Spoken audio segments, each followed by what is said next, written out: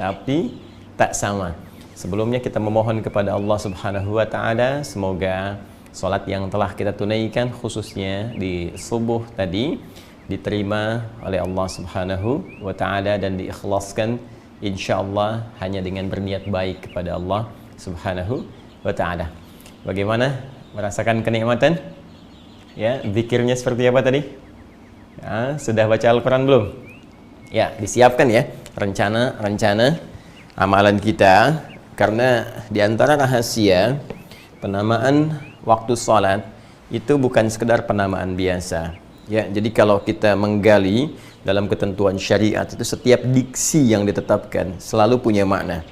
Ya, sholat itu bukan hanya ibadahnya, bukan hanya bacaan dan gerakannya yang punya makna, punya hikmah.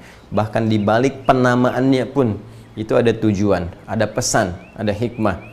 Ya, ada subuh, ada zuhur, ada asar, ada maghrib, ada isya. Nanti satu waktu khusus kita bisa bahas itu.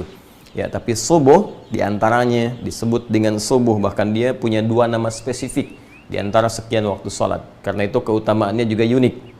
Ya, kalau zuhur satu nama, asar satu nama, maghrib satu nama, isya satu nama. Tapi subuh dua. Ya, satu subuh, yang kedua fajar. Ya, fajar ditemukan di Quran surah ke-17 Al-Isra ayat ke-78. Aqimis salata liduluki syamsi idza ghasaqil laili wa qur'anal fajr. Inna qur'anal fajri kana mashhuda. Subuh yang di surah At-Takbir itu, was-subhi idza tanaffas. Ya, secara singkat, kenapa disebut dengan subuh? Di antaranya seakar senafas dengan kata asbah, sesuatu yang sudah siap, ya, sesuatu yang sudah akan dieksekusi, rencana-rencana matang yang akan diaktualisasikan, yang akan dikerjakan. Karena itu orang Arab kalau bertanya kaifa asbahtum, bagaimana keadaanmu di pagi kali ini, ya, maka mereka berkata nabi khair, saya baik-baik saja, saya siap mengerjakan segala hal. Ya, subuh, kenapa disebut dengan subuh? Salah satu pesan yang ingin disampaikan, jika sudah tiba waktu ini, Anda sudah siap mengeksekusi, mengerjakan segala rencana-rencana yang sudah Anda siapkan. Ya, karena itu bersamaan dengan nafas yang mengalir dalam diri kita, sudah siap pula rencana-rencana yang akan kita eksekusi. Ya, seperti halnya mentari pun kemudian mengeluarkan sinarnya, tampak fajarnya, maka tanaman mulai mengeluarkan oksigen, semua mulai bergerak, alam-alam mulai juga menyiapkan aktivitasnya. Kalau alam saja sudah beraktivitas, maka bagaimana dengan kita yang dihisab? Karena itu mesti punya rencana. Ya, tuliskan malam harinya. Kan sering saya sampaikan, kan apa yang mau dievaluasi dari hari kemarin, dari ibadah kita kemarin, sholat berjamaahnya berapa kali, ya, sunnahnya kemudian bagaimana, maka hari ini siap kita maksimalkan. Kemarin baca berapa ayat Al-Quran, sekarang kita akan tuntaskan berapa ayat, berapa surah, mau infak berapa hari ini, demikian seterusnya. Kalau sudah siap rencana itu, maka datanglah kemudian di awal waktu hari ini, yaitu saat tandanya, saat fajar mulai tiba. Ya, saat matahari mulai dengan sinar pertamanya membelah kegelapan bumi. Itu yang disebut dengan fajar. Karena itulah saat fajar itu kita membawa rencana-rencana kehidupan kita, bersyukur kepada Allah atas nikmat kehidupan yang diberikan, untuk mengoreksi yang kurang-kurang di masa lalu dan meningkatkan amalan di masa kini. Sebelum kita kerjakan, datang dulu kepada Allah menunaikan sholat, untuk mohon kepada Allah supaya rencana itu diberikan kemudahan dan persetujuan atau taufik Allah Subhanahu wa taala. Karena itu perintah sholat salah satunya bersanding dengan permohonan. Ya ayyuhalladzina amanu sta'inu bis-sabri was-shalah. Quran surah kedua ayat 153. Hei semua orang beriman, ya, mintalah permohonan kepada Allah, minta tolong dari setiap persoalan, setiap rencana-rencana yang akan kamu kerjakan, dari setiap masalah-masalah yang kamu hadapi, terima dulu dengan sabar, lantas bawa kepada Allah lewat sholat, minta. Nah, mudah-mudahan semua rencana kita diberkahi oleh Allah Subhanahu wa taala dan bisa dikerjakan dengan penuh keikhlasan. Namun itu tidak mudah karena ada setan yang selalu mengintai. Ada iblis yang punya rasa dendam tak berkesudahan, yang memerintahkan pada semua pasukan anak keturunannya untuk tidak pernah melupakan bagaimana janjinya bagaimana komitmennya untuk menggoda seluruh anak cucu Adam sehingga menjauh dari ketaatan terhadap Allah Subhanahu wa ta'ala. Dan serupa tapi tak sama, sitama, pada yang malam tadi yang telah kita lalui, kita telah belajar tentang iblis. Oke, saya tuliskan juga dalam bahasa Arabnya atau bahasa Al-Qur'annya seperti ini, kan? Kemudian setan. Nah, ini bisa seperti ini tulisan di Indonesianya, atau seperti ini syaitan, kan? Tuliskan seperti ini, ya, syaitan. Fokus, ingat baik-baik teman-teman sekalian. Di awal jumpa Sitama saya tekankan kita punya musuh yang harus dihadapi dalam kehidupan di muka bumi. Bahkan disebut musuh yang paling nyata. Innahu lakum aduwwum mubin. Sungguh iblis, syaitan itu adalah musuh kalian yang paling nyata, musuh yang paling real, musuh yang paling berbahaya. Nyata itu nampak berbahayanya, ya, kelihatan bahayanya. Baik, karena itu kita harus mengerti dengan dalam, harus punya strategi. Namanya musuh, kalau ingin dihadapi, kita mesti mengetahui triknya, strategi musuh, mengetahui kemampuannya, mengetahui kekuatannya, sehingga dengan itu mudah bagi kita kemudian untuk mengalahkannya. Nah, ini sudah kita bahas. Iblis, ya, berasal dari kalangan jin asalnya. Ini dari Quran surah ke-18 ayat ke-50. Semalam telah kita tuntaskan, karena dia berasal dari kalangan jin. Jin itu punya sifat yang pertama, tak nampak dalam pandangan kita. Dari kata janna, sesuatu yang tidak tampak dalam pandangan. Yang kedua, ingat, dia punya materi. Materinya apa? Di Quran surah ke-15 ayat 27. Semalam saya uraikan, wal janna khalaqnahu min qablu min naris samum.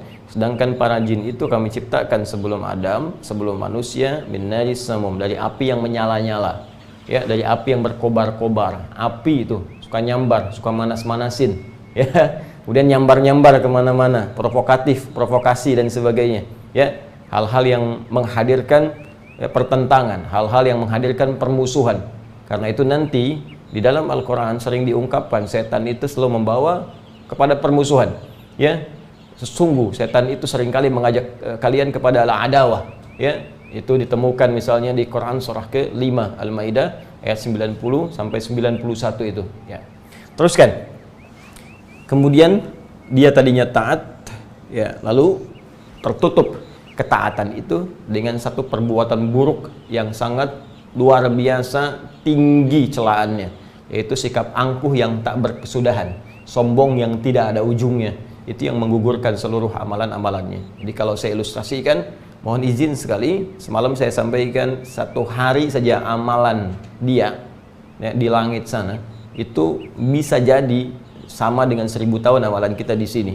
Jadi kalau yang ribuan tahun beramal dengan sombong tak berkesudahan itu bisa hilang, maka bagaimana dengan manusia yang barangkali tidak menyerupai atau tidak selama, ya, bisa mengerjakan amalan itu seperti lamanya jin yang kelak kemudian menjadi iblis, tertutup kebaikan-kebaikan yang pernah dikerjakan dengan sombong tak berkesudahan, sehingga sesuatu buruk menutup kepada yang baik itu melekat kepada pelakunya, menjadikan namanya berubah menjadi apa? Iblis. Dan kejelekan sifat ini, bahayanya sifat ini, itu kalau dipertahankan bisa diwariskan kepada orang lain, ya. Ingin membuktikan, tapi membuktikan kesombongan, membuktikan keangkuhan. Ketika mulai mengajak orang lain, ketika mulai disalurkan pada orang lain, pihak yang lain, untuk menjauhkan manusia, untuk menjauhkan pihak-pihak lain dari ketaatan terhadap Allah Subhanahu wa ta'ala, maka kita telah bahas namanya berubah menjadi apa? Syaitan. Dari kata syaitana, ya, yang menjauhkan dari segala nilai kebaikan, dari rahmat Allah Subhanahu wa ta'ala. Maka ketika melekat itu kepada satu makhluk, berubah nama menjadi apa? Syaitan. Makhluk ini umum sifatnya, ya, ini umum.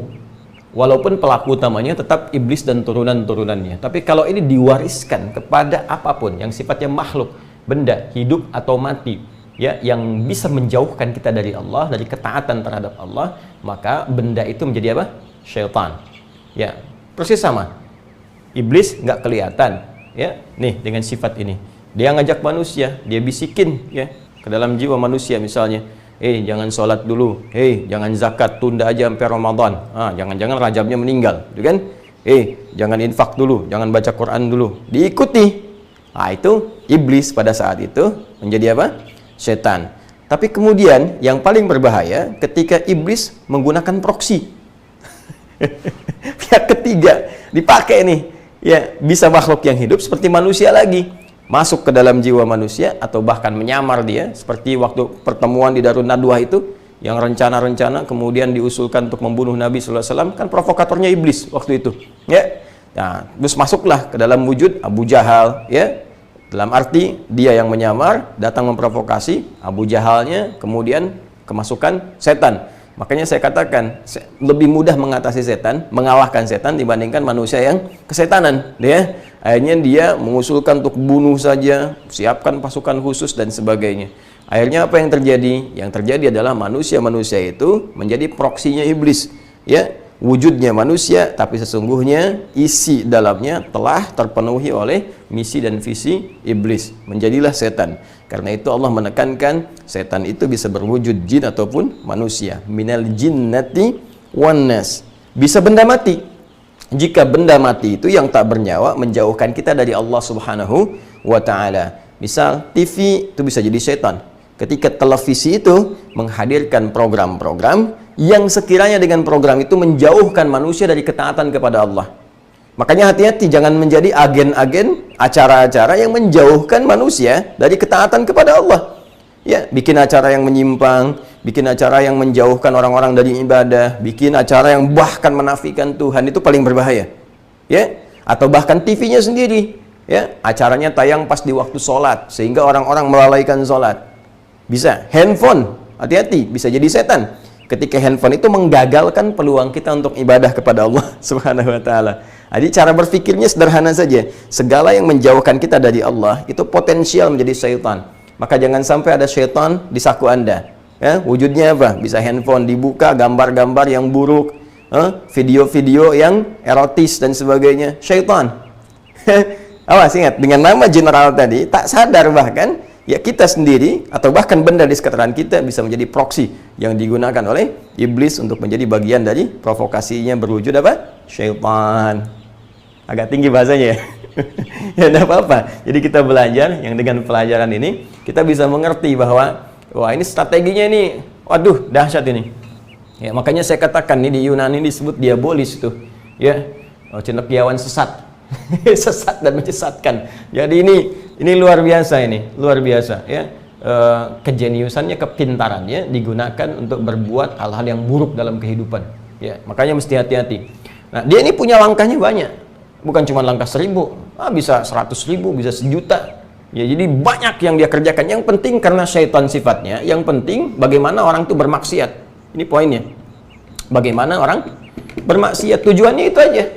Mau skala besar dulu, turun ke kecil dan sebagainya. Yang penting maksiat, bagi iblis demikian. Ya. Dan langkahnya disebut khutwah, strategi yang sangat jitu gitu. Kalau kita nggak sadar dengan itu, bisa kena. Ya. Itu kita temukan misalnya di Quran surah ke-2 ayat 168. Ya. Itu kalimat pertama yang disebutkan oleh Al-Quran yang menyebutkan langkah-langkah yang akan ditempuh oleh iblis. Ya, Allah tuh maha baik kepada kita. Saking baiknya disebutkan. Nih, musuh-musuh ini. Ya. Wujudnya begini, sifatnya begini, langkahnya begini. Cuman kenapa kita masih terpedaya? Karena nggak baca petunjuk. Ya, katanya taat pada Allah, tapi petunjuk Allah nggak dipelajari, nggak diamalkan. Ya, katanya pengen nyaman hidup di dunia, pengen menjauh dari setan, tapi petunjuk Allah sendiri nggak dibaca, sehingga nggak ngerti ini loh, setan tuh begini cara kerjanya. Ya ayyuhan nasu kulu mimma fil ardi halalan thayyiban wala tattabi'u khutuwati syaitan. Hai semua manusia, silahkan beraktivitas, bekerja, cari makan di bumi dengan cara yang legal, yang benar. Dari situ dapatkan dengan cara yang baik, konsumsi yang baik-baik. Jangan diikuti khutuwati syaitan. Dari kata khutwah. Ya, khutwah itu setahap-setahap. Ya, Dia sudah punya langkah nih, tahap ini begini, tahap ini begini. Oh, kalah pebisnis lah. Strateginya nih. Nih plan A-nya, nih plan B-nya, plan sampai Z dia udah ada. Kalau habis Z ada huruf lagi, mungkin dia punya juga tuh. Ya. Yang penting gimana caranya maksiat.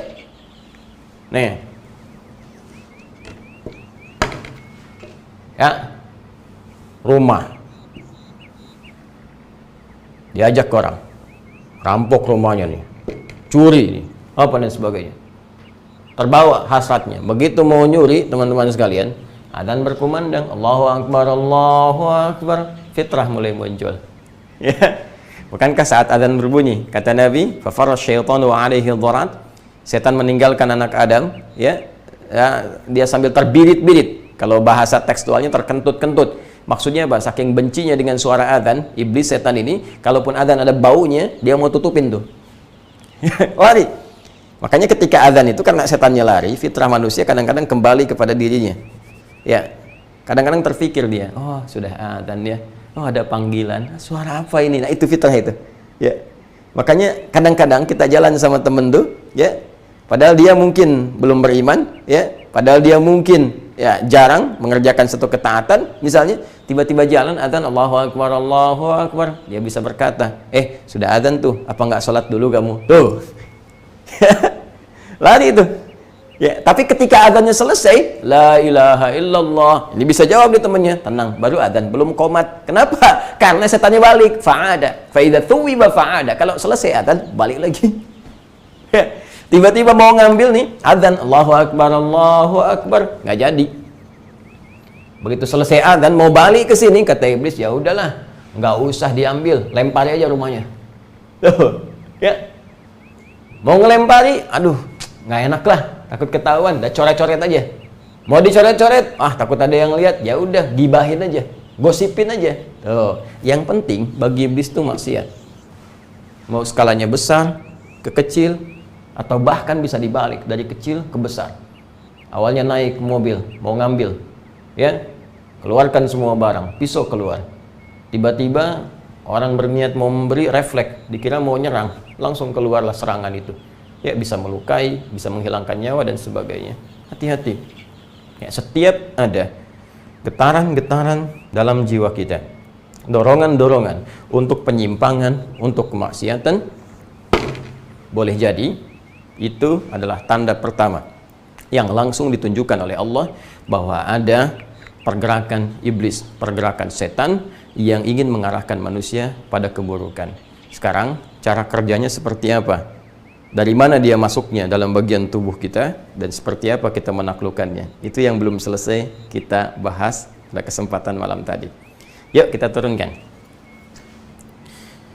Quran surah 91 ayat 7 sampai dengan 10. Fokus baik-baik teman-teman sekalian. Lihat sini.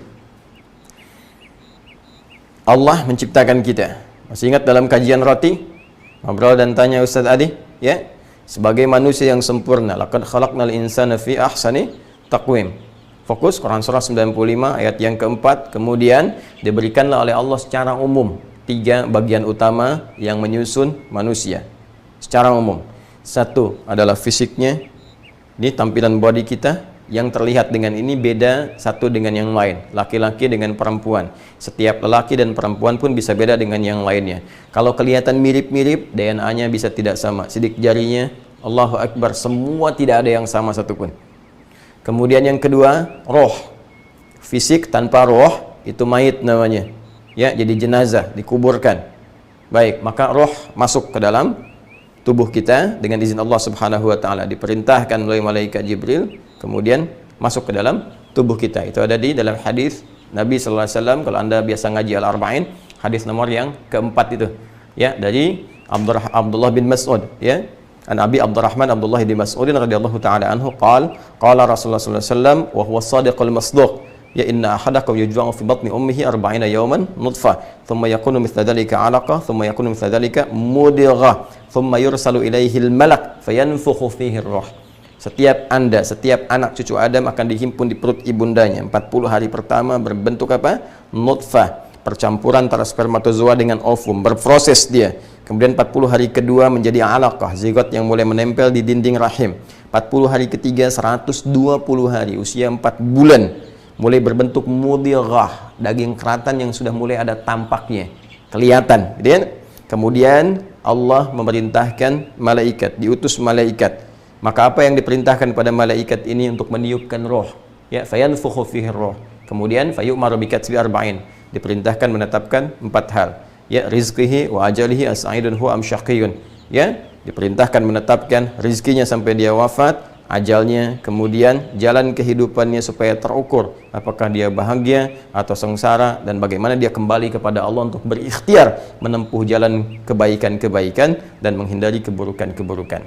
Fokus ini, ditiupkan rohnya dalam usia 4 bulan. Jadi 4 bulan itu dalam kandungan, ingat ya para akhwat yang tengah mengandung, itu usia 4 bulan rohnya sudah ada, ya, masuk roh dengan jasad. Kemudian yang ketiga apa? Akal. Ini yang membedakan dengan hewan, ya? Maka diberikan komponen ketiga berupa akal.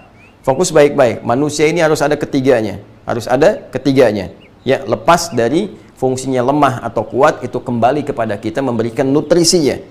Karena itu di Quran ada nutrisi semua. Lihat kajian roti yang telah lalu, ya, nutrisi akal dengan belajar, nutrisi roh dengan ibadah, nutrisi fisik dengan makan yang sehat, menyehatkan yang cukup. Jelas ya? Kalau akal hilang sama dengan hewan nantinya, ya. Kalau tidak dijaga dengan baik, kalau roh hilang, ya, maka meninggal. Kalau fisiknya hilang, tinggal roh saja, maka gentayangan namanya. Ya, baik.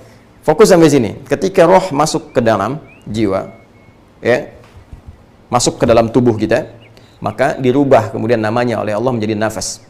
Menjadi nafas. Ya, nafas dari sini diambil, diserap ke dalam bahasa Indonesia dengan bisa bernafas. Nafasnya masih ada sebagai tanda kehidupan. Awas, hati-hati, ini agak dalam bahasannya, ya. Roh masuk kemudian ke dalam tubuh ketika menyatu dengan jasad, ya. Ini ada di Quran, misalnya surah ke-15 ayat 28 ya sampai ke-30. Wa idz qala rabbuka lil malaikati inni khaliqun basyara min salsalin min hama'in masnun fa idza sawaituhu, kalau aku sudah bentuk fisiknya dalam usia 4 bulan itu, wa nafakhtu fihi min ruhi, maka aku tiupkan roh yang bersumber dari Allah. Jadi roh itu nggak ada kaitan dengan manusia. Ya, ini hak prerogatif Allah Subhanahu wa taala, langsung dari Allah. Ya, kalau perkembangan janinnya dari awal, ya, nanti teman-teman sekalian, Allah memberikan kepada kita perangkat untuk ikhtiar. Dan Allah Maha mengetahui sebelum kita berikhtiar, sedang berikhtiar, setelah berikhtiar. Karena itulah untuk menjaga janin kita ikhtiar, ya. Suami cari nafkah yang baik-baik, makan dari situ, bawa makanan dimakan oleh istri, dari makanan ini masuk ke dalam tubuh, ya. Sedangkan kualitas makanan kan bisa beda-beda, ya. Ada makanan yang halal, yang baik, maka menjadikan janin itu menjadi bagus, bersih, baik. Ada makanan yang kurang baik, yang tidak menyehatkan, menjadikan kualitas keadaan janin itu menjadi kadang kurang baik. Sedangkan roh, materinya bukan berasal dari kita, semua bersumber dari Allah. Quran surah ke-17 di ayat ke-85, yas'alunaka 'anir roh. Banyak orang, Muhammad SAW ingin bertanya kepadamu, meminta informasi seputar roh. Jadi bukan orang-orang sekarang saja yang pengen observasi, ingin tahu tentang keadaan roh. Orang dulu sudah ada yang tanya, tapi Allah sudah memberikan jawaban. Makanya kalau sudah diberitahu, jangan capek-capek riset puluhan tahun hanya untuk menganalisis roh, buang-buang waktu. Baca satu ayat ini, selesai. Qulir rohu min amri rabbi, wa ma utitum minal ilmi illa qalila. Katakan Muhammad SAW, urusan roh itu urusan Rabbu, urusan Allah. Hak prerogatif Allah Subhanahu wa ta'ala. Dan jangan merasa semua kalian harus pengen tahu. Ilmu kalian itu terbatas, kata Allah. Kenapa harus terbatas? Supaya kalian tahu bahwa ada yang maha tahu. Ya. Ada yang harus kemudian kita tinggikan, ada yang harus kita sembah. Terbatas, ya. Tapi Allah pun memberikan di sini sinyal kepada kita, karena ini urusan Allah. Maka kalau Anda ingin mengetahui, ingin belajar dengan keterbatasan kita, maka kembalilah kepada keterangan Allah Subhanahu wa taala. Di Quran diterangkan. Karena Allah pencipta kita, Allah Maha tahu, makanya diterangkan dalam Al-Qur'an. Jelas. Seperti ini, seperti ini, seperti ini, dengan hal yang mungkin bisa kita tangkap sesuai dengan keterbatasan kita. Maka keterangan pertama, ketika roh ditiupkan oleh Allah Subhanahu wa taala, diberikan masuk ke dalam tubuh kita. Ingat, roh sumbernya dari Allah. Tuliskan ya. Ini kita buang dulu kata maksiatnya. Kita katakan manusia di sini. Teman-teman, mohon izin fokus ya. Ini mungkin agak dalam, tapi saya bermohon kepada Allah mudah-mudahan diberikan kekuatan untuk menyampaikan dengan mudah supaya bisa dipahami. Izinkan saya memperlambat sedikit ya supaya mudah untuk ditangkap. Manusia. Di sini ada komponen utama dulu, fisik. Di sini roh, ya. Kemudian disempurnakan dengan akal. Saya tarik ke sini, akal. Saya bicara ini dulu. Ini bagian pertama, ya, yang diciptakan, dibentuk sampai nanti menjadi sempurna. Ayatnya sangat lengkap di Quran. Ya, Anda bisa mulai dengan misalnya bahkan dari fase umum, Quran surah ke-7 ayat 189. Perkembangan janin, Quran surah ke-22 ayat yang kelima, ya. Kemudian apa yang terjadi di dalam janin, proses antara fisik, perkembangan dengan penyatuan roh, Quran surah ke-15 ayat 28 sampai dengan ke-30-nya. Bahkan ada komitmen yang dibangun ya antara janin yang sudah ditanamkan roh dengan Allah di Quran surah ke-7 ayat 172.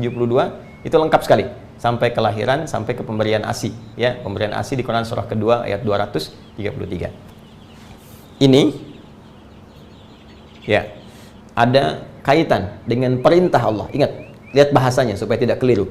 Dengan perintah Allah untuk berikhtiar, ya, menjaga kekuatan dan kesehatan fisik. Tapi yang ini sumbernya langsung hak prerogatif Allah Subhanahu wa taala.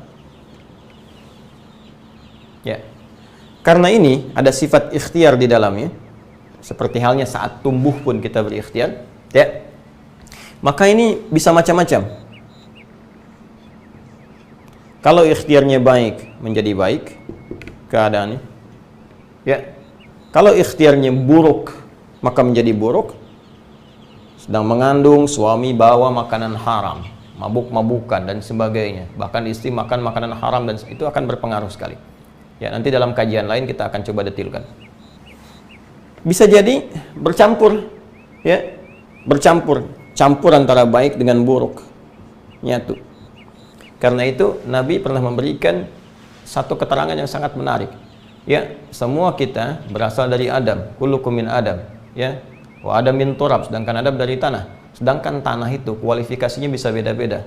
Ada yang bersih, kan? Ada yang coklat, ada yang kemudian hitam, ada yang melumpur. Nah, ini ilustrasi. Jadi kalau kita mengkonsumsi yang baik-baik, suami cari nafkah yang benar, jauhi yang haram, bawa ke rumah, maka istri yang tengah mengandung mendapatkan asupan yang baik. Ya. Tapi kalau yang dibawa hasil maksiat, hasil korupsi dikasih ke keluarga, dimakan, ya, padahal istri juga sedang mengandung. Hasil perampokan, hasil pencurian, hasil riba, dibawa kemudian, maka kualitas bisa buruk. Ya. Atau juga ditukar, ya, dicampur, bahkan dicampurkan. Di kantor ngantor, yang baik gaji baik diterima, yang jelek pun dari hasil proyek-proyek fiktif, ya, penipuan dikumpulkan jadi satu, maka nyampur di sini. Ini akan berpengaruh. Ya. Sedangkan ini karena sumbernya dari Allah, Allah itu kan maha baik, maha baik. Jadi semua sumber-sumber kebaikan itu dibawa oleh roh. Ya. Puncak segala kebaikan, teman-teman sekalian, sifat dari puncak segala kebaikan, jujur, tawadhu, rendah hati, itu sabar, kalau menyatu semuanya berkumpul, itu menjadi takwa namanya, secara singkat. Takwa disebutkan 115 kali setidaknya dalam Al-Quran, turunan derivasinya, ya. Dan sifat ini secara murni hanya diberikan pada malaikat saja. Jadi malaikat itu cuma punya sifat ini saja, tidak ada yang lain. Karena itu karakteristiknya Quran surah 66 ayat yang ke-6, la ya'sunallaha ma amarahum wa yaf'aluna ma yu'marun. Mereka tidak akan mungkin bermaksiat kepada Allah dan mengerjakan tugas sesuai tupoksinya. Nah, jadi malaikat wajar kalau nggak maksiat. Jangan muji malaikat, ya, terlalu lebay, berlebihan. Kenapa? Karena memang mustahil maksiat. Ya, hebatnya malaikat, ya memang sudah hebat, nggak menyimpang. Nggak pernah dengar kan malaikat Jibril korupsi ayat? Nggak pernah. Ya, malaikat mau tertukar nyebut nyawa, ya nggak pernah. Ya, jadi nggak ada sifat ini. Ya, Nah, karena ini membawa semua nilai-nilai kebaikan, sedangkan ini ada campuran teman-teman sekalian. Nyampur, ya, berkumpul jadi satu. Nah, kadang-kadang dorongannya bisa tidak sama. Kadang ngedorong kepada yang nggak bagus, kadang-kadang kepada yang bagus, mesti dibersihkan dulu supaya jadi bagus. Nah, ini disebut dengan fujur. Rambatannya disebut dengan apa? Fujur namanya. Fujur. Maka ini ketika menyatu jadi manusia, nyambung nih. Roh masuk ke fisik, ya, kemudian mulai akalnya, ya, mulai berkembang sejak dalam kandungan tuh, bukan sejak keluar saja. Makanya ibu yang sedang mengandung tuh didorong untuk memperdengarkan yang baik-baik supaya tertangkap kemudian oleh janin, ya, yang nanti akan keluar, dan nanti dari keluar itu dalam proses lahiran akan terus mengasah dirinya jadi lebih baik. Fokus baik-baik, kembalikan ke sini. Ketika ini menyatu, ini pun nyatu. Ketika menyatu ini terkumpulah dalam satu yang disebut dengan nafas. Ya. Maka Allah berfirman di Quran surah ke-91 ayat 7 sampai 10. Wa nafsin wa ma sawwaha. Ya. Dan jika nafas sudah kami sempurnakan, jiwa disempurnakan. Bagaimana menyempurnakannya? Roh masuk ke dalam fisik. Karena itu ketika diserap ini ke dalam bahasa Indonesia jadi nafas. Banyak serapan bahasa Al-Quran ke bahasa Indonesia, ya, banyak sekali. Atau dari bahasa Arab umum, musyawarah bahasa Arab, bahkan jadi nama-nama kita tuh, ya, Hidayah, saya Adi Hidayah. Hidayah kan bahasa Arab juga. Muhammad bahasa Arab, Yusuf bahasa Arab, ya kan? Jadi saya kebayang kalau ada orang anti Arab, berapa nama yang harus dihapuskan. Ya, jadi bukan itunya lah, ya, kita tetap kalau hal-hal yang terkait dengan kehidupan kita, ya, kita satu sama lain bisa bertoleransi dalam nilai-nilai kebaikan, ya. Tapi terkait ibadah kepada Allah Subhanahu wa taala, jangan banyak bercanda di situ karena memang hisabnya tidak mudah. Ya. Kembali ke sini. Nafas diserap ke dalam bahasa Indonesia bernafas, nafas. Kenapa bisa bernafas? Salah satunya karena roh sudah masuk ke dalam fisik. Kalau rohnya sudah hilang, sudah pergi, maka nafas pun bisa hilang. Ketika nafas berhenti, hilang, ya, kehidupan selesai. Jelas. Nah, tapi yang kita bahas bukan kaidah bahasa Indonesia. Yang kita bahas adalah diksi dalam Al-Quran yang mengandung makna. Maka ini jadi nafas. Nih, wa nafsi wa ma sawaha. Ketika nafas jiwa itu telah kami sempurnakan, fa alhamaha fujuraha. Nih. Wa taqwaha. Maka kami ilhamkan di dalamnya ada dua sifat, fujur dan takwa. Ini saling berlawanan. Saling berlawanan. Ya. Ingat, karena di fujur ini tadi ada sifat-sifat yang mungkin bercampur nih, yang terbawa saat dalam proses kandungan. Boleh jadi makanannya halal, tapi nanti ada perilaku-perilaku yang haram. Lagi mengandung malah gosip. Nonton tayangan yang nggak bagus, kan terbawa kan. Jadi apa yang dirasakan ibu itu kan terbawa. Ya, masuk ke dalam janinnya, memberikan pengaruh kualitas. Ya, hati-hati, kadang-kadang di situ membawa dorongan-dorongan. Itu sifat fujur tadi. Sifat itulah yang harus dibersihkan. Ya, dicuci. Qad aflaha man zakkaha. Maka orang yang mampu menyucikan jiwanya, membebaskan dari dorongan-dorongan sifat fujurnya, dorongan jeleknya, ya, yang bawaan-bawaan yang nggak bagus ini bisa dia cuci tuh, hapuskan. Ya, bukan menghilangkan unsurnya. Kalau hilang ya hilang kehidupannya. Anda kalau nyuci, ibu kalau nyuci buang pakaiannya atau buang kotorannya? Nggak ada orang nyuci buang pakaiannya. Cek, buang, cek, buang. Mama, kemana kemeja ayah yang kemarin baru dibeli? Aduh, mama cuci pak, tapi nggak ketemu, kan dibuang. Kan yang dicuci itu kotorannya, bukan pakaiannya. Jelas ya? Nah, tapi yang paling menarik begini, ketika dicuci itu kan menghilangkan kotoran. Nah, cara berpikir kita, kalau kita belajar ilmu kalam, di logika misalnya, atau di filsafat dengan turunan yang benar, yang baik ya, bukan yang aneh-aneh. Gini, lihat baik-baik. Kotoran itu diciptakan oleh Allah, bukankah untuk menemukan sisi kebersihan, bukan untuk menjadikan kita kotor? Awas, lihat cara berpikirnya. Bukankah kotoran diciptakan oleh Allah sesungguhnya bukan untuk menjadikan diri kita kotor, tapi untuk menunjukkan ada kebersihan di balik itu. Coba kalau nggak dibuat kotoran, kita nggak tahu kalau baju kita ini bersih atau tidak. Bukankah Anda baru mencuci kalau bajunya kelihatan kotor, baunya mulai tercium, itu kan kotor. Artinya apa? Kotoran itu muncul menunjukkan kepada kita supaya kebersihan itu hadir. Sama persis dengan ini. Ya, sifat fujur ini Ya. Sifat yang kadang-kadang terlihat tidak baik, dorongan kepada hal-hal yang kurang bagus, dorongan-dorongan kurang bagus, teman-teman sekalian, ya, itu muncul lawan dari takwa, sebetulnya bukan ingin menjadikan diri kita itu buruk. Contoh, di sini ada dorongan kesombongan, sombong, pamer, ria, dan sebagainya lah, ya. Dan saudara-saudaranya, sombong wa akhawatuha, ya. Nah, nih muncul. Di sini ada lawannya, rendah hati. Pasti nih. Ini selalu berlawanan. Jika di sini baik, di sini pasti negatif. Ya, ini ada jujur, di sini ada dusta. Anda mau bilang tidak ada dusta di antara kita, tetap dusta. Itu ada. Cuma bagaimana mengontrol, mengendalikannya, menghilangkannya. Fokus baik-baik. Lihat sini. Setiap ada baik, di sini pasti ada lawannya negatif. Nah, sifat yang jelek ini diciptakan oleh Allah bukan ingin menjadikan perilaku kita buruk, bukan. Sombong diciptakan bukan ingin menjadikan manusia jadi orang sombong. Bukan, tapi supaya rendah hatinya muncul. Sebab kalau nggak ada itu, nggak ketahuan sifat rendah hati. Ya, makanya dicuci, bersihkan. Jadikan katalis pada kebaikan. Marah kan kalau nggak diciptakan, nggak ketahuan sabarnya. Nggak mungkin ada sabar kalau nggak ada pemicunya. Ya, mohon izin, suami baru pulang dari kantor.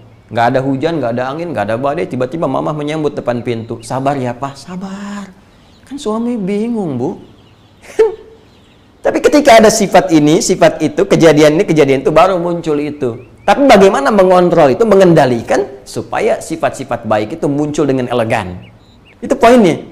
Karena itu ada redaksi, cuci. Bersihkan. Ya, bersihkan. Zakka, sifatnya disebut tazkiyah. Dari sini muncul ilmu tazkiyatun nafas.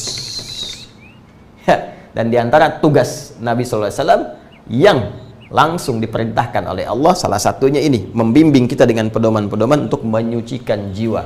Quran surah kedua ayat 151. Kama arsalna fikum rasulan minkum yatlu alaikum ayatina wa yuzakkikum, dan membimbing kalian dengan ayat-ayat Allah untuk bisa membantu menyucikan jiwa.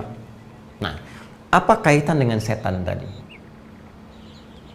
Setan sejak dia komitmen dengan kesombongannya dan mengajukan proposal kepada Allah Subhanahu wa taala untuk membuktikan kesombongan dia dengan menggoda anak cucu Adam, minta izin kepada Allah untuk bisa memprovokasi manusia, mengajak manusia, memberikan was-was, ya, ngajak kepada maksiat dengan memanfaatkan ini potensi fujurnya yang bersumber dari nafasnya.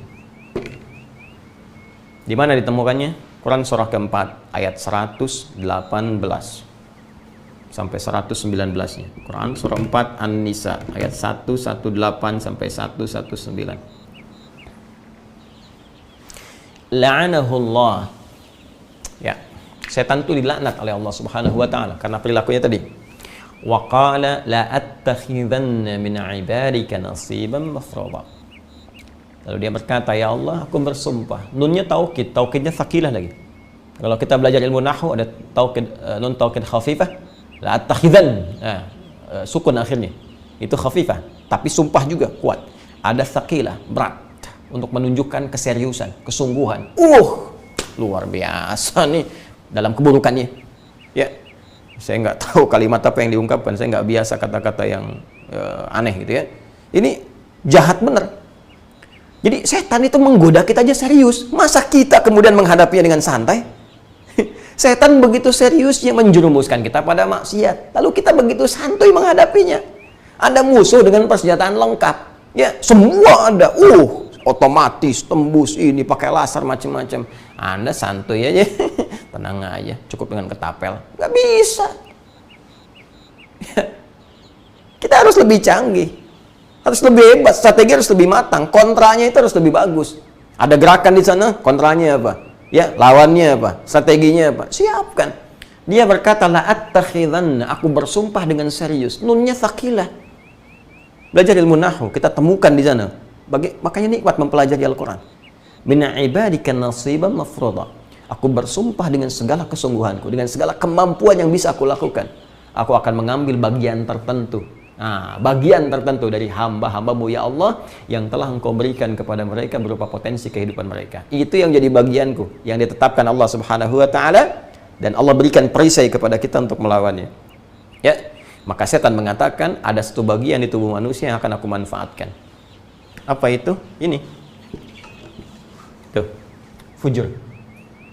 Wala udhillannahum wala umanniyannahum. Aku akan sesatkan mereka melalui jiwa ini. Dia akan goda ini, dia akan arahkan. Karena dia tahu ini potensi pada keburukan nih. Rambatan-rambatan pada keburukan. Aku kasih angan-angan. Makanya banyak manusia yang berangan-angan. Ya. Awas tuh. Tempat-tempat setan banyak kumpulkan, tempat-tempat kotor, tempat-tempat maksiat. Ya, maksiat tuh aso, yang menyimpang, yang kotor tuh senang. Tempat maksiat, penyimpangan. Tempat kotor, berkumpulnya kotoran, senang setan di situ. Kamar mandi kan tempat kotoran, makanya Anda menghilangkan yang kotor-kotor supaya keluar jadi bersih. Banyak setan di situ.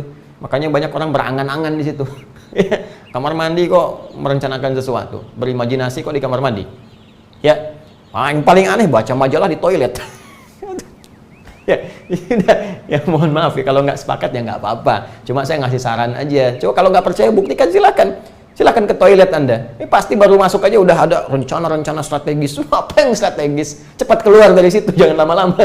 Ya, baik. Nah ini poinnya teman-teman sekalian. Itu setan itu. Ya, jadi dia mengatakan gitu, wala udhillannahum, aku akan sesatkan mereka. Nunnya taukid lagi. Wala umanniyannahum. Jadi setiap dia berkata kepada Allah, itu menunjukkan keseriusannya. Menggunakan nun taukid takilah. Ya. Jelas. Jadi dia ambil ini. Nah, teman-teman, ini rambatannya nih. Diperintahkan oleh setan untuk memberikan gelombang-gelombang keburukan. Nah, jadi dia goda nih. Digoda, tembuskan ke mata. Dia itu berkata yang gak bagus. Pelototin. Ada rambatan. Jiwa fujur naik. Fujur merambat. Nih, tiba-tiba mau melotot. Ya, ke mulut. Udah caci aja. Naik. Ke tangan, udah pukul aja. Ke kaki, udah tendang aja. Dengan cara yang tidak normal. Itu rambatannya. Ya.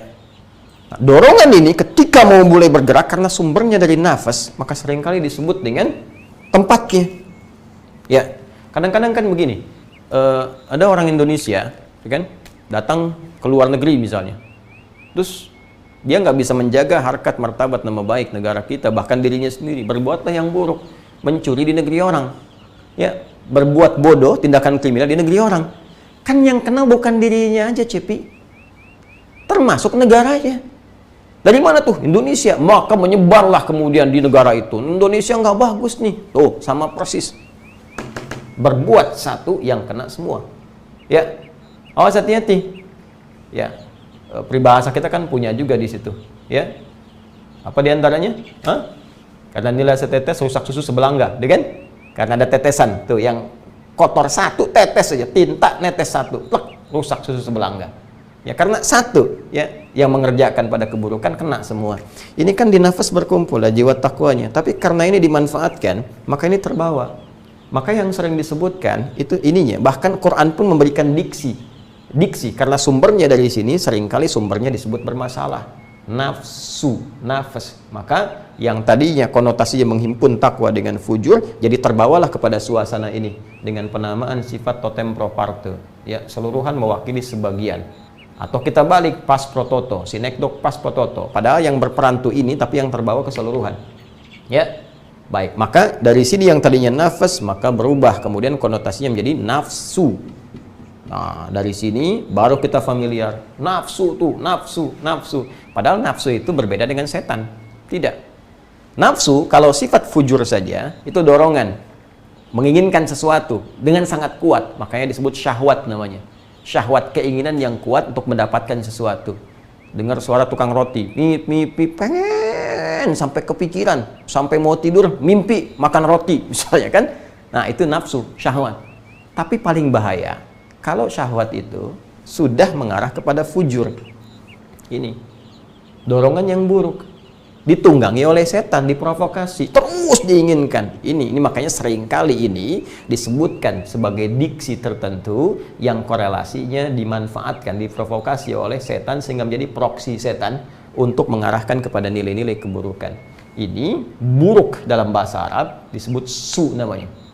Perhatikan tabelnya. Ini dari nafsu, kan? Ada sifat fujur, rambatannya tadi merambat ke mata disuruh melotot, ke mulut disuruh mencela, menggibah, ya, ke tangan disuruh mukul, kaki suruh nendang. Ini jadi su perbuatannya, su, gini. Kadang pakai alif lam untuk menunjuk spesifik, as-su. Ini perbuatannya, kalau sudah jadi perbuatan disebut su, jamaknya disebut sayyiat. Nah, ini.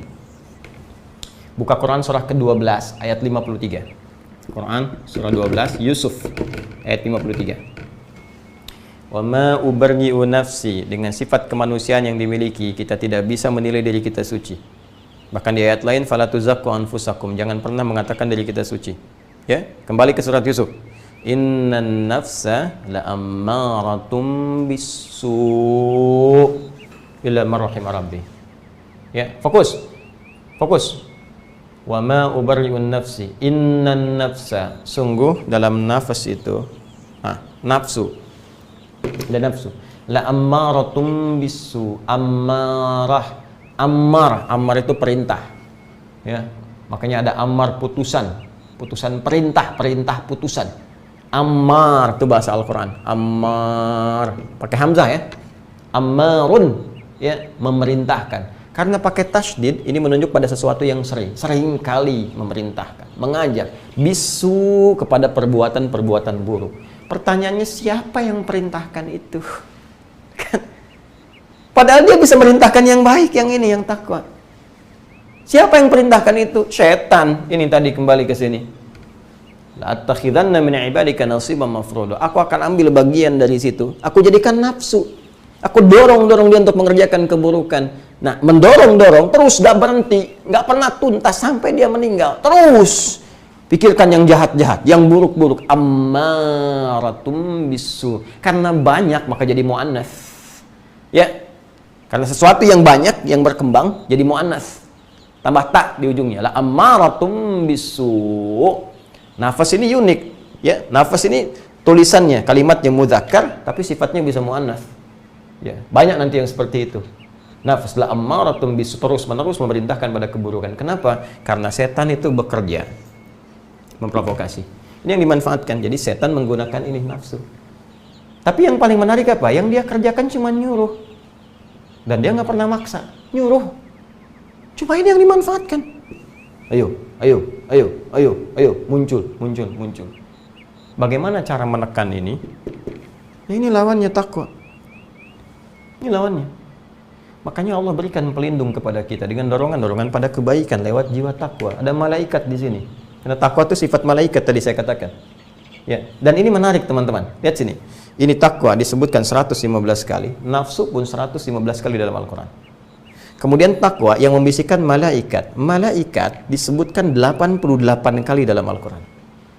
Setan membisikkan nafsu, setan disebut 88 kali dalam Al-Quran. Tuh. Kalau bukan firman Allah, mustahil begini. Tunjukkan pada saya, kitab mana yang dianggap suci, yang punya karakteristik sama dengan Al-Quran. Anda nggak akan temukan.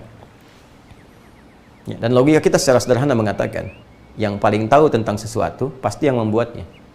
Ya, pembuat handphone sangat tahu tentang handphone. Pembuat spidol sangat tahu tentang spidol. Pembuat manusia, pencipta manusia pasti akan sangat tahu tentang manusia. Tunjukkan pada saya referensi mana yang menerangkan manusia sesempurna Al-Quran. Jadi kalau Anda sedang ngaji seperti ini menemukan benar ya, ini menunjukkan kebenaran Allah. Kalau sudah benar berarti Allah Tuhan kita. Bukti apa lagi yang Anda butuhkan? Baik, kembali ke sini.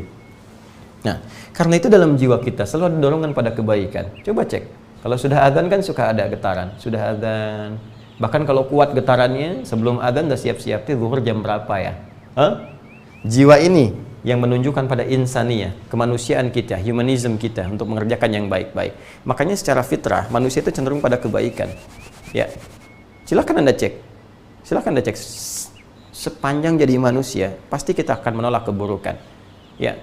Mohon maaf kalau lisan berkata yang dusta, pasti hatinya menolak, itu nggak benar.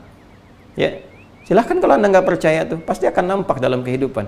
Anda kalau bersih kita tuh, ya, kita lihat TV nih, atau Anda lihat tayangan YouTube misalnya apa, ya, tiba-tiba ada gambar yang nggak bagus, pasti hati Anda menolak kan? Ini nggak bagus nih, ini nggak benar nih. Nah itulah jiwa ini. Tapi saat yang bersamaan, ini muncul. Sekali lihat kok, sekali nggak apa-apa, asal jangan kedip aja. Habis itu istighfar, enak aja. Kadang-kadang ada yang sambil lihat istighfar, astagfirullah. Itu tuh ya pertarungan antara jiwa kebaikan dengan keburukan. Karena ini sering kali bertarung, maka ada pergolakan dalam jiwa. Makanya hati kita itu baru bangun tidur aja udah bergolak. Ya, udah gelisah, bukan cuma panci yang bergolak, hati kita pun bergolak. Ya.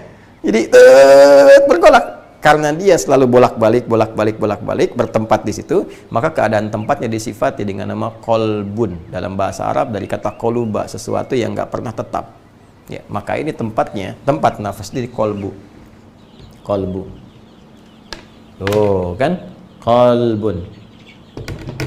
Nah, sesuatu yang nggak pernah tentram, selalu bolak-balik. Kalau ingin menenteramkan itu, maka taklukkan fujurnya, taklukkan nafsunya dengan jiwa takwa. Bagaimana caranya? Cuman satu, nggak ada yang lain. Nggak ada yang lain. Kalau kita nggak tahu rahasia satu ini, udah dikerjai Anda oleh setan selama hidup sampai kembali kepada Allah. Jadi untuk menaklukkan setan itu cuman satu kuncinya. Aktifkan sinyal takwanya. Bagaimana mengaktifkan sinyal takwa? Cuma satu caranya. Ya.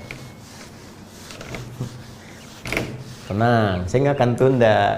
Sekarang saya kerjakan. Hati-hati dengan provokasi setan. Lihat sini, ya. Caranya hanya dengan ibadah. Mendekat kepada Allah. Tuh. Setan tuh makhluk. Sehebat-hebatnya setan, sepintar-pintarnya, tetap tidak akan mampu mengalahkan penciptanya, Khalik. Makanya kalau kita ingin menaklukkan setan, ya dekati pencipta kita. Dekati Allah yang maha kuasa atas segalanya. Ya, setan tidak tidur. Dalam tidur bisa menggoda kita. Bisa gantian tuh, maksud saya. Ya, bahkan dalam tidur dia bisa menggoda. Tapi kan Allah tidak mengantuk. Ya, Allah bukan cuma tidak tidur, tidak mengantuk, tidak lelah. Ya, setan bisa gantian satu dengan yang lainnya. Goda orang biasa, setannya biasa-biasa, ditiup langsung mabuk. Ya, goda kiai, goda ustadz, goda habib lain lagi. Pangkatnya mungkin tinggi, ya, lebih tinggi dari sebelumnya, bisa gantian. Nggak kuat, ya udah, turun yang lain, pangkat tinggi. Itu ilustrasi lah ya. Ya, dalam tidur datang lagi. Makanya nanti satu kali kalau ngaji, insya Allah saya tidak berani menjanjikan ya. Tapi nanti kita lihatlah. Sekali-kali belajar kayak fikih setan. Fikih setan baru dengar ya. Ya, fikih itu kan paham secara bahasa, mengerti setan tentang setan. Ada setan yang goda saat sholat, ada setan goda saat wudhu. Pernah nggak waktu selesai wudhu tiba-tiba Anda ragu, ini saya wudhu apa belum ya? Batal apa enggak ya? Ada setannya. Setan rumah, setan kantor. Tuh, hati-hati. Setan pasar, setan mall. Ada setan mall loh. Hati-hati. Ya, makanya ibu kalau pulang dari mall ke rumah sering kebawa kepikiran tuh setan mall ikut ke rumah tuh. Ayah, tadi ada tas bagus banget ya. Mama, bukan tasnya yang penting, tapi bagaimana tas itu dengan kualitas apapun bisa mendekatkan kita kepada Allah. Tas biasa nggak apa-apa mah, harga 10.000, tapi dalamnya ada mushaf yang menjadikan pahala kita bisa 100 juta. Oh iya benar juga ya, maafkan mama ya. Maaf. Tapi ya yang tadi juga bagus kok, bisa mendekatkan pada Allah tuh. Selalu ada aja gitu. Tapi nanti satu waktu lah kita belajar ya. Nah, jadi cara menaklukkan setan, cara menaklukkan ini fujur, ini harus ditingkatkan ibadah. Karena itu semua tujuan ibadah itu muaranya takwa. Tuh. Ya kalau nggak percaya, takwa itu kan orangnya disebut taqi, jamaknya disebut muttaqin. Perhatikan kalimat muttaqin pertama dalam Al-Quran ketika disebutkan itu aktualisasinya ibadah. Quran surah kedua Al-Baqarah ayat 2 sampai dengan 5. Dzalikal kitabu la raiba fi hudalil muttaqin. Hei, jangan ragukan Al-Quran. Itu sumber petunjuk pada semua nilai kebaikan. Ya, khususnya bagi orang yang bertakwa. Itu akan menjadi petunjuk yang luar biasa. Bagaimana cara jadi orang takwa? Perhatikan ayat 3 sampai 5-nya. Alladzina yu'minuna bil ghaib. Yakin kepada Allah dulu walaupun belum tampak dalam pandangan kita. Wa yuqimunas shalah. Lalu tunaikan salat. Jadi salat itu bagian dari implementasi takwa. Ya. Salat itu muaranya takwa, tujuannya takwa. Apa salah satu manfaatnya? Supaya bisa menaklukkan fujur ini, supaya nggak bawa provokasi pada keburukan. Keburukan itu kan wujudnya cuma dua. Kalau bukan fahsya dari syahwat, ya, yang menunjukkan ke arah-arah yang erotis sifatnya. Kata-kata buruk, kotor, jorok, pornografi, porno aksi. Nah, itu fahsya namanya, fahisyah. Fahisyatun. Nah, sifat utamanya fahsya. Tuh. Atau segala yang diingkari oleh jiwa dengan sifat takwa kita. Ya. Merampok, membunuh, mencuri itu kan diingkari, dusta diingkari, ya. Sesuatu yang diingkari disebut mungkar namanya. Mungkar. Nah, sholat itu ketika dikerjakan di antara manfaatnya menekan nafsu, menekan fujur supaya tidak muncul dorongan berbuat fahsya dan mungkar, supaya nggak diprovokasi oleh setan, supaya muncul ini. Ditemukanlah di Quran statement Allah, Quran surah ke-29 Al-Ankabut ayat 45.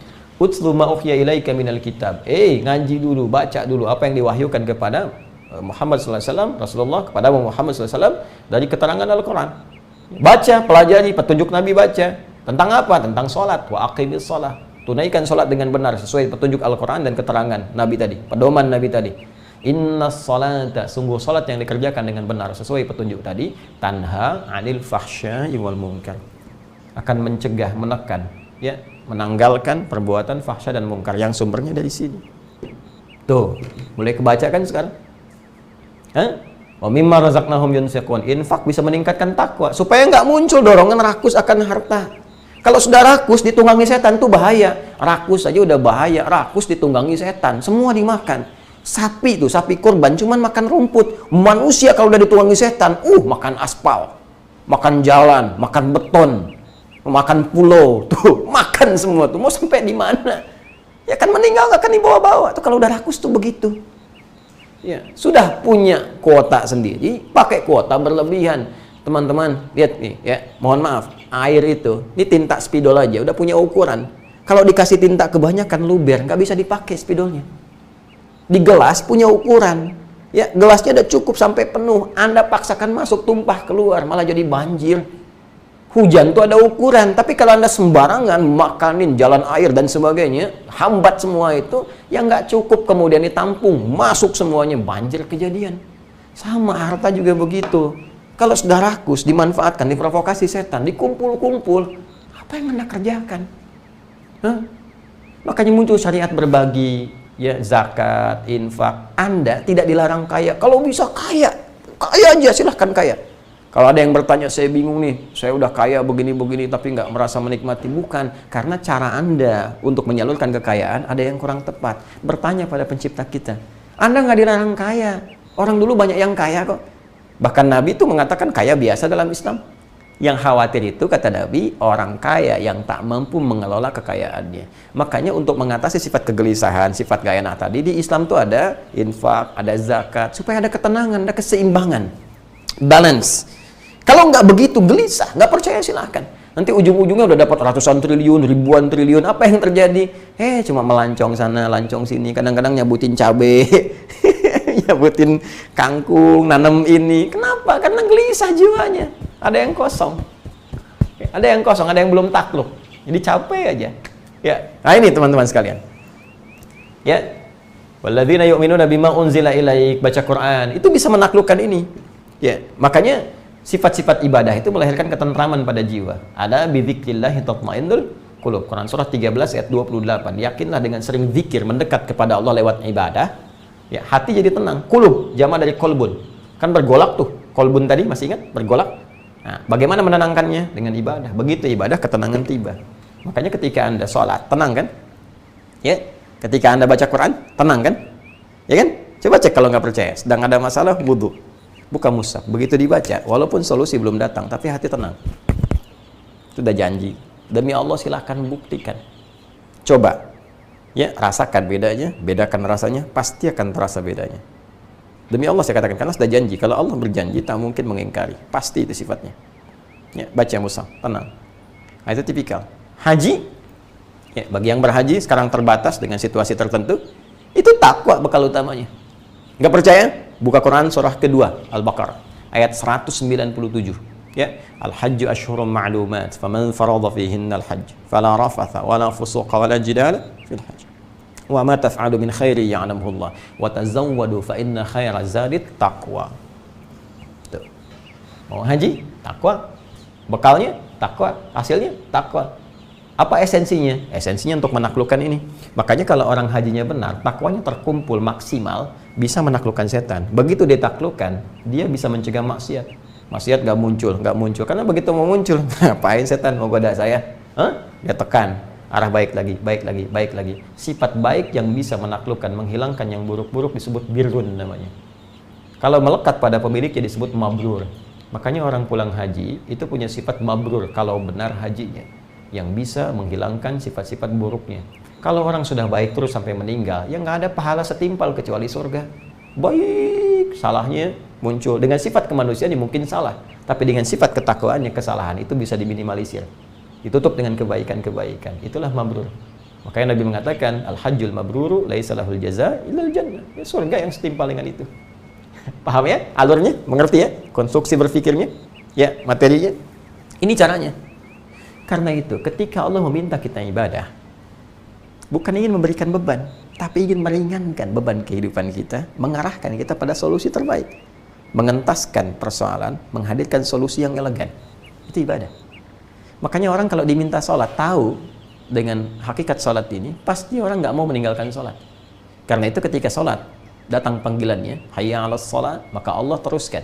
Ya, dengan memberikan gambaran, manfaat dari situ. Diberikan ilham kepada salah satu sahabat Nabi, lewat mimpinya, disampaikan pada Rasulullah, ditunjukkan oleh Nabi, ya, dibimbing melalui wahyu oleh Allah Subhanahu wa Ta'ala, jadilah suara adzan itu.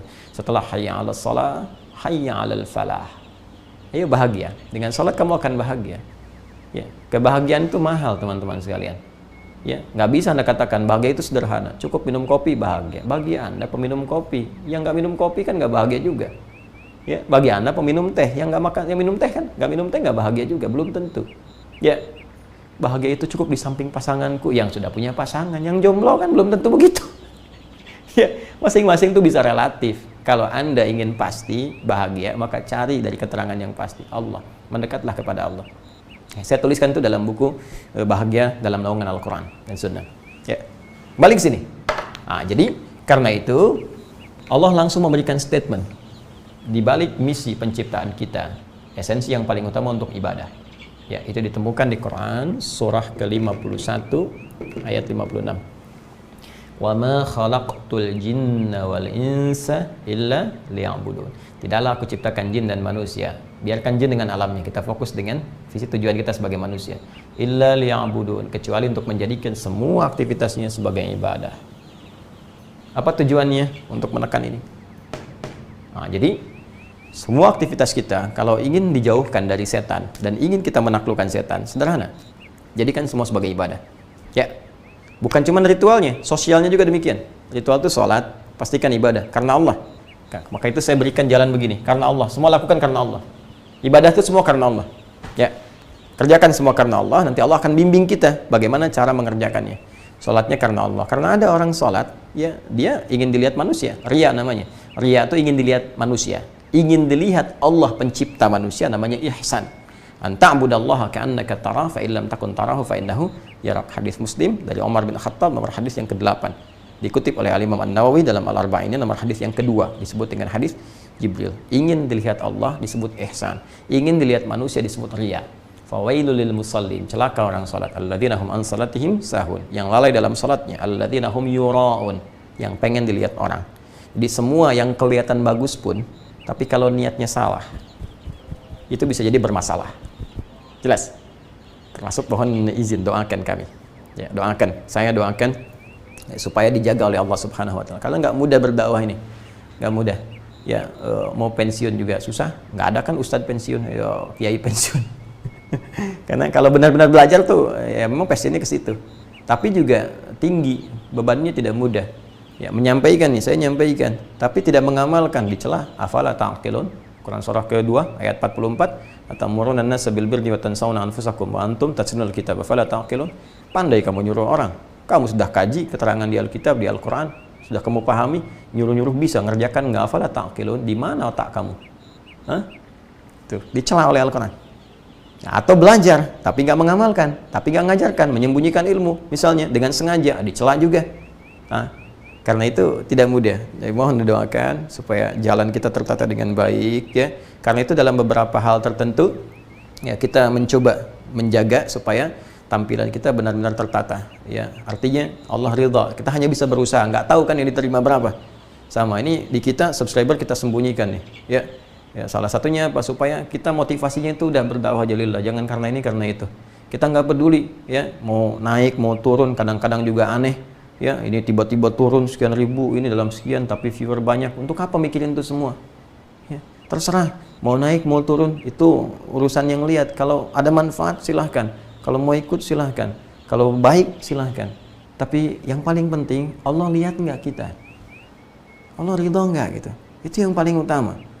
Ya, yang penting kita berusaha dengan baik. Kalau ada program kita baik, ingin orang meniru, bagus, silahkan, nggak ada masalah. Mau namanya, mau programnya, mau caranya, yang penting semua baik. Allah ridha. Pada akhirnya kita akan pulang. Itu saja. Dan itu nggak mudah. Saya juga minta didoakan teman-teman sekalian supaya dijaga keikhlasan dan kita berusaha sebaik-baiknya, dan kita nggak tahu sekali lagi di mana dari sekian amalan kita yang diterima Allah Subhanahu Wa Taala. Ya. Oh ya, kembali ke sini.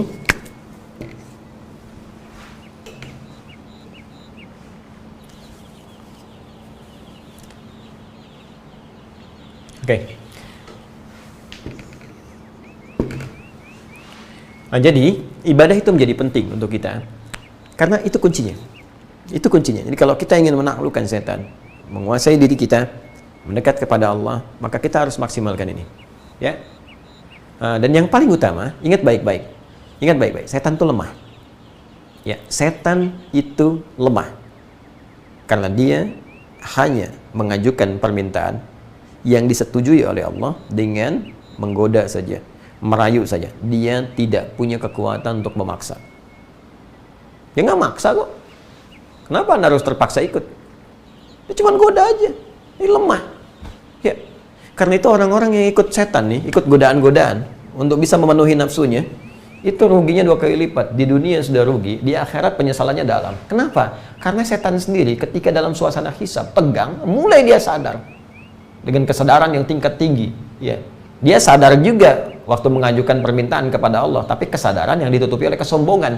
Begitu sudah melihat neraka, jahanam depan matanya, udah hilang semuanya tuh. Maka dia mulai beretorika, mulai pidato, mulai ingin menyesal. Udah nggak ada penyesalan di situ. Tapi memang sombong ya, sombongnya begitu. Ya, jadi penyesalannya pun diliputi kesombongan juga. Ya, wa qala asyaitanu lamma qudiyal amru. Quran surah ke-14 ayat 22. Quran surah ke-14 ayat 22. Wa qala syaitanu, setan mulai pidato, yaumul hisab.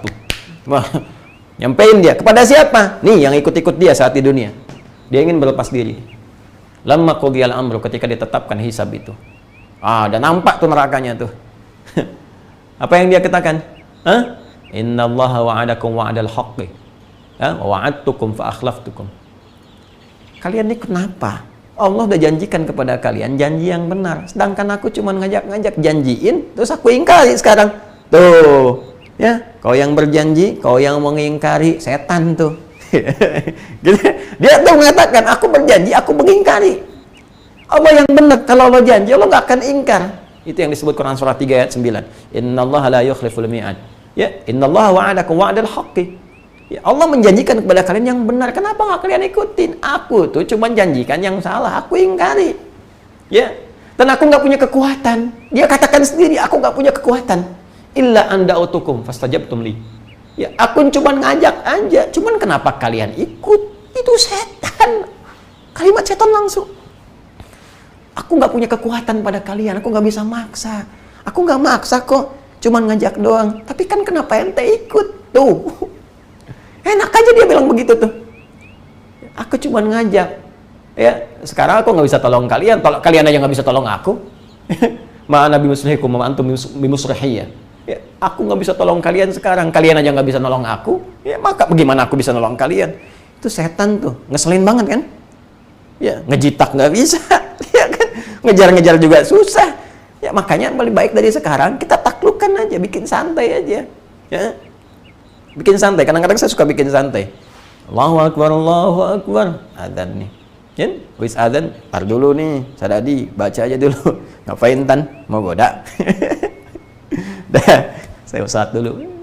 Kadang-kadang penting juga ya. Ada sebagian orang yang kadang mengkhitab, berbicara dengan jiwa aja, dengan dirinya.